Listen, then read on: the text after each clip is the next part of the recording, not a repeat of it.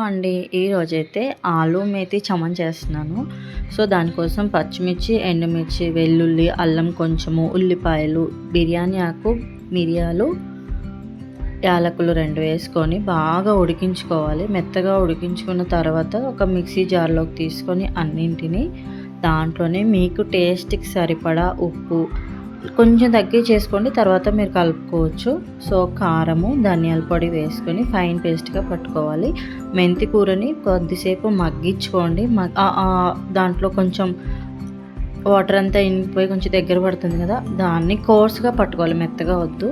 So, పన్నీర్‌ని replace చేయడానికి ఆలూని ఉడకబెట్టి క్యూబ్స్‌లా cut చేసి దాంట్లో సాల్టు, కార్న్‌ఫ్లోర్ వేసి కలుపుకొని ఆయిల్ డీప్ ఫ్రై చేస్తున్నాను. ఎందుకు అని అంటే కొంచెం క్రిస్పీగా బాగుంటుంది కదా, మరీ మెత్తగా తగిలినంత మంచిగా అనిపించదనేసి. సో, ప్యాన్లో బటరు, నెయ్యి తీసుకొని అది కొంచెం కరిగిన తర్వాత దాంట్లో జీలకర్ర, సోంపు వేసుకొని మగ్గించుకోవాలి. ఈ సోంపు ఫ్లేవర్ చాలా బాగుంటుందన్నమాట మనకి. సో, ఇప్పుడు మెంతి కూర కోసుగా పట్టుకున్నాం కదా, అది వేసుకొని ఆ పచ్చివాసన పోయే వరకు కలుపుకోవాలి. ఆ పచ్చివాసన ఉంటే అంత మంచిగా అనిపించదు మనకి. సో, కొంచెం సేపు మగ్గించుకున్న తర్వాత దాంట్లో నుంచి కొంచెం లైట్‌గా ఆయిల్ సపరేట్ అవుతుంది కదా, అప్పుడు మనం ముందుగా పట్టుకున్న పేస్ట్ ఉంది కదా, ఆనియన్ పేస్ట్, అది వేసుకొని కొంచెం వాటర్ పోసుకొని మీకు బాగా థిక్‌గా అనిపిస్తుంది, కలుపుతున్న కొద్దీ ఇంకా థిక్ అనిపిస్తుంది అనుకున్నప్పుడు ఇంకొంచెం వాటర్ ఎక్స్ట్రా యాడ్ చేసుకొని మనం బాగా మగ్గించుకొని ఆయిల్ కొంచెం సపరేట్ అయ్యే వరకు చూసుకోవాలి.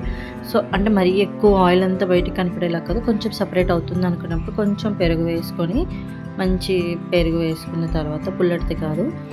సో, దీంట్లో నుంచి ఆయిల్ అనేది ఎక్స్ట్రాక్ట్ అవ్వాలి బయటికి.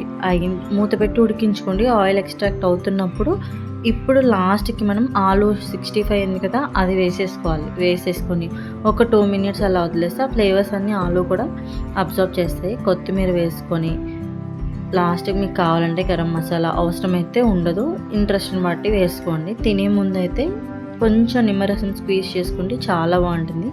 రోటీస్‌కి అయితే పర్ఫెక్ట్ అనమాట. మీకు కూడా నచ్చిందా? లైక్ చేయండి, షేర్ చేయండి, కామెంట్ చేయండి. Thanks for watching.